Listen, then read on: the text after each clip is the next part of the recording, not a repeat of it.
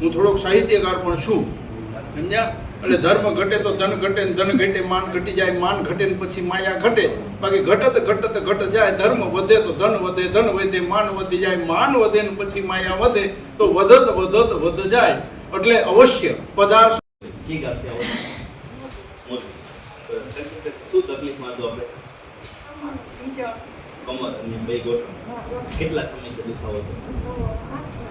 8 વર્ષથી. આપણે અહીંયા બતાવવા આવ્યા હતી પેલા ઊભા રહેવામાં હલવામાં કેવું હતું?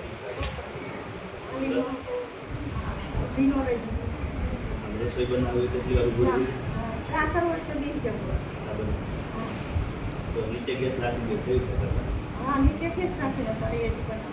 મારા કંચનબેન મોરબીથી આવે અને આપણે કેટલા મિનિટ વિકેટ છે? પાંચમી વિકેટ થઈ.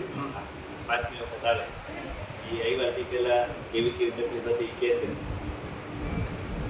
અમારા નિશ્ચિત છે, એમને તકલીફ ઝાઝી, ઘણી જગ્યાએ અમે એમને બતાવ્યા, પણ 3 ઓપરેશનનું કીધું એમાં. અને સંબંધી ડૉક્ટરો બધા એ લોકોએ કીધું કે ગુરુ તમે જરાય પૈસાની ચિંતા કરતા નહીં અને ઓપરેશનથી સારું થઈ જશે. પણ ત્યાં એક મારા મિત્ર, ગામ ખેંગારકા, મારી મૂળ જન્મભૂમિ ખેંગારકા છે, ત્યાં મારા મિત્રએ કીધું ડૉક્ટર કાંતિલાલ પીપરવા, જેનું કામ બહુ ઊંચું છે, ત્યાં તમે એકવાર મારા માનને ખાતર બતાવો. એટલે છગનભાઈ ત્રિકુભાઈ ગગતરા પટેલ મારા મિત્ર છે, એને ખાસ કીધું કે તમે અહીંયા બતાવો. એટલે અમે આવ્યા અને અહીંયા આવ્યા ભેડો જ 50% અમને ફાયદો થઈ ગયો છે. અમારા ઘરના કહે છે ઓહો ઘણું શરીર હરું પડી ગયું. અને પાછું સાહેબનો સ્વભાવ એ ઘણો અનુકૂળ આવ્યો અમને. એનો સ્ટાફે એવો છે અને હસતા મૂકવાળા બધા, એટલે બહુ આનંદ આવે છે અને મેળે આવી જ જાય છે. શ્રદ્ધા અને લાગણી હોય એવું સાહેબનું જીવન પાછું આખું અલગ છે. એટલે અહીંયા ગમે તે કોઈને પણ આવી તકલીફ હોય તો અવશ્ય પધારજો. મારી ખાતરી છે કે અહીંયા તમને સારું થઈ જ જશે. ભલે તમને ગમે એટલી તકલીફો હોય, તમને એમ થાય કે કદાચ અમે આટલું આમ નિદાન કરાવ્યું આમ થયું, પણ છતાંય તમે અહીં પધારો, સારું થઈ જશે, મારી ગેરંટી છે. એકવાર આવશો એટલે તમને એમ થઈ જશે કે ના સાહેબનો મુલાકાત લીધા જેવી છે અને સારું થઈ જ જાય છે. તો અવશ્ય પધારજો. મારા મોબાઈલ નંબર પણ તમે લખી લો. હું રામાનંદી સાધુ છું, એટલે હું થોડોક સાહિત્યકાર પણ છું, સમજ્યા? એટલે ધર્મ ઘટે તો ધન ઘટે, ને ધન ઘટે માન ઘટી જાય, માન ઘટે ને પછી માયા ઘટે. બાકી ઘટત ઘટત ઘટ જાય. ધર્મ વધે તો ધન વધે, ધન વધે માન વધી જાય, માન વધે ને પછી માયા વધે, તો વધત વધત વધ જાય. એટલે અવશ્ય પધારશો. અને મારા મોબાઈલ નંબર છે 76 00 46 90 96. 76 00 46 90. સુરેશભાઈ મહારાજ મારું નામ છે. તો અવશ્ય પધારજો. મારી ખાતરી છે, હું સાધુનો દીકરો પણ કહું છું કે તમે પધારો, તમને સારું થઈ જ જશે. જય શ્રી રામ. આમ તો કંચનબેનને જે તકલીફ હતી ને બોન સેટિંગની કહેવાય. શરીરના જે મણકા હોય કમરમાંથી, ચોથા પાંચમા મણકા હિમાલય પ્રમાણે મસ્તી ગાદી ખસી ગઈ હતી, નસને દબાણ હતું. એટલે આપણે શું કર્યું કે મણકાને ખોલ્યા એટલે ગાદી છે એ મૂળ જગ્યાએ નેચરલ રીતે થઈ ગઈ અને નસનું દબાણ દૂર થઈ ગયું. આજે અત્યારે એને હાલવા ચાલવામાં રસોઈ બનાવવા રીતે વાંધો નથી. પહેલી વખત આવ્યા ત્યારે અમારે કંચનબેનનું વજન 64 કિલો હતો. એટલે અમે હવે એને અત્યારે 64 કિલો છે, વજનમાં કંઈ લીધો નથી, ઘટ્યો નથી. પણ અમે અત્યારે બધાથી સાક્ષીમાં ગયા કંચનબેન 4 કિલો વજન ઘટાડશે ડાયટ પ્લાન.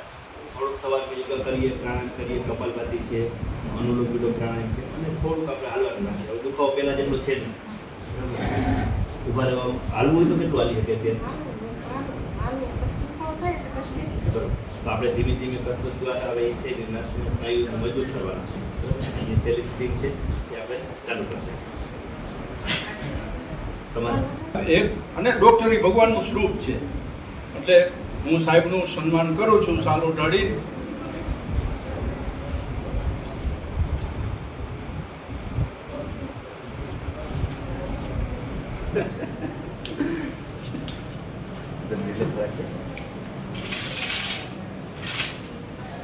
તમે ફેસબુક યુઝ કરતા હો? હા તો એમાં છે ને અમારે દરરોજ સવારે 4:45 ઓલા 5:15 થી લઈને 1 કલાકની યોગાનો ક્લાસ હોય દરરોજ. અને કાલાવડ ખોડિયાર હોલ છે અહીંયા દરરોજ 1 કલાક એવું લાગે તમે એમાં જોઈન્ટ થઈ જાવ તો સવારે ઘર બેઠા જ આપણે કરતા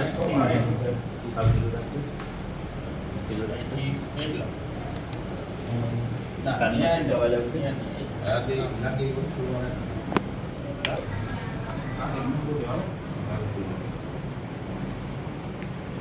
એવો અવાજ હા ધીરે રાખજો.